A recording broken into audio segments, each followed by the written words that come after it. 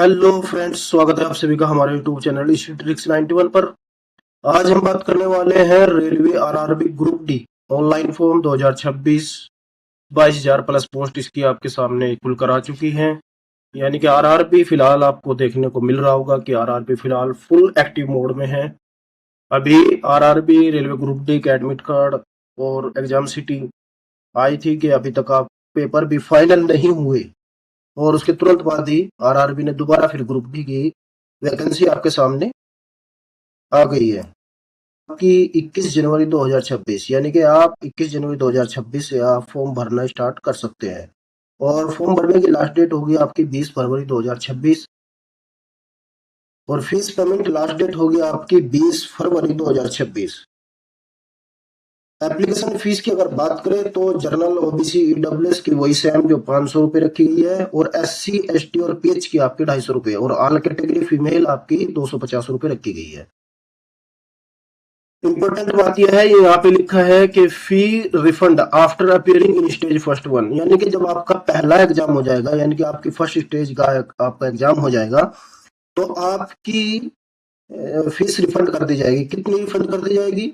यानी कि आपकी जर्नल की जो फीस है, जर्नल, ओबीसी, डब्ल्यूएस की, यानी कि आपकी 500 रुपये फीस कटेगी, तो आपकी 400 रुपये रिफंड कर दी जाएगी। और आपकी यानी कि जर्नल की आपकी 400 रुपये रिफंड करी जाएगी, बल्कि OBC, EWS, SC, ST, pH की आपकी 250 रुपये ही रिफंड होगी। ऑल कैटेगरी फीमेल की आपकी 250 रुपये रिफंड होगी। यानी कि जर्नल में आपके 100 रुपये कटेंगे, और ओबीसी में आपके 250 रुपये कटेंगे। 250 रुपये आपके रिफंड होंगे। एज लिमिट की अगर बात करें तो आपकी मिनिमम 18 साल होनी चाहिए, और मैक्सिमम 33 साल होनी चाहिए।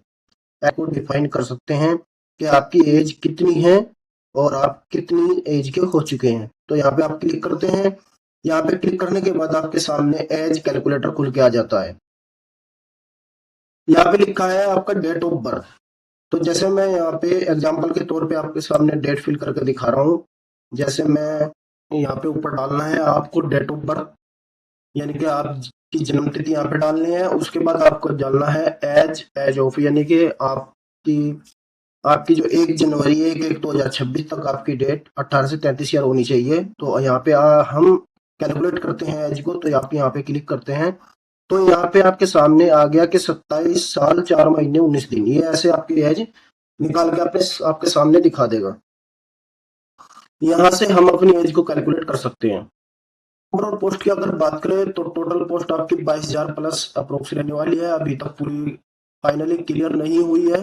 आप किस किस पोस्ट के लिए ये वैकेंसी है आप यहाँ से देख सकते हैं। पेंट्समैन भी, assistant track mechanic, assistant ride track maintainer, और assistant PBA, assistant CW, assistant TRD, ये अलग अलग आपके डिपार्टमेंट है। असिस्टेंट लोको डीजल के हैं, इलेक्ट्रिकल के हैं, इलेक्ट्रिकल ऑपरेशन का है, assistant operation electrical, assistant अल्टी AC, ये टोटल ऐसे आपके सामने पोस्ट दी हुई है।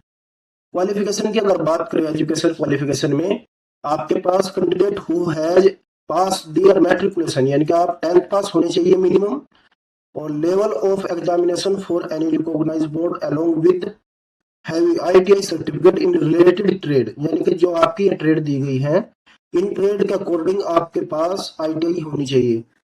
आपके पास 10th पास होनी चाहिए, और आप आईटीआई पास होनी चाहिए, जो यहाँ पे ट्रेड दी गई है इसके according.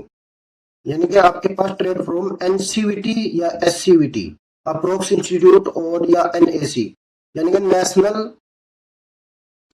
Certificate holder will be eligible for the requirement. यानी कि आपके पास या तो एनसीवीटी आईटीआई होनी चाहिए, या एनएसी आपके पास आईटीआई होनी चाहिए। All candidate must have read official information completely before applying, यानी कि जब आप अप्लाई करेंगे तो आपको वहां पे कंप्लीटली इन्फॉर्म किया जाएगा। फिजिकल एलिजिबिलिटी की अगर बात करें तो मेल के लिए should be available to lift and carry, यानी कि आपको 35 किलो वजन लेके आपको 100 मीटर जाना है। जब आपका फिजिकल स्टैंडर्ड होगा पेपर होने के बाद, तो आपको 35 किलो वेट लेके 35 केजी आपको वेट लेके आपको 100 मीटर आपको 2 मिनट में आपको रनिंग करनी है और should be able to run 1000 metre in 4 minute in 15 second. और 1000 मीटर की रनिंग आपको 4 मिनट और 15 सेकेंड में आपको नॉर्मली करनी है। फीमेल की अगर बात करें तो फीमेल का फिजिकल एलिजिबिलिटी क्या रहेगी, फीमेल को 20 kg वेट होगा और 100 मीटर रेस आपकी 2 मिनट में कंप्लीट होगी। जेंट्स के लिए 35 और फीमेल के लिए 20 kg वेट लेकर आपको 100 मीटर में को 2 मिनट में क्लियर करना होगा। और नॉर्मली आपको बिना वेट के आपको 1000 मीटर जो है 5 मिनट 40 सेकंड में फीमेल के लिए डिस्टेंस को क्लियर करना होगा। ये आपका फिजिकल स्टैंडर्ड हो गया। उसके बाद मोड ऑफ सिलेक्शन की बात करें, आपका सिलेक्शन प्रोसीजर क्या रहेगा। 1 यानी कि आपका कंप्यूटर बेस्ड एग्जाम होगा। उसके बाद फिर आपका फिजिकल एफिशिएंसी टेस्ट होगा यानी कि पीईटी। उसके बाद आपका डॉक्यूमेंट वेरिफिकेशन होगा, फिर आपका मेडिकल एग्जामिनेशन होगा। जानकारी आपको कैसी लगी प्लीज कमेंट करके बताओ। अगर वो जानकारी आपको अच्छी लगी है तो प्लीज चैनल को सब्सक्राइब करें, लाइक करें, कमेंट करें। ऐसे ही वीडियो के अपडेट पाने के लिए प्लीज नोटिफिकेशन को ऑन रखें। मिलते हैं नेक्स्ट वीडियो में, तब तक के लिए थैंक यू।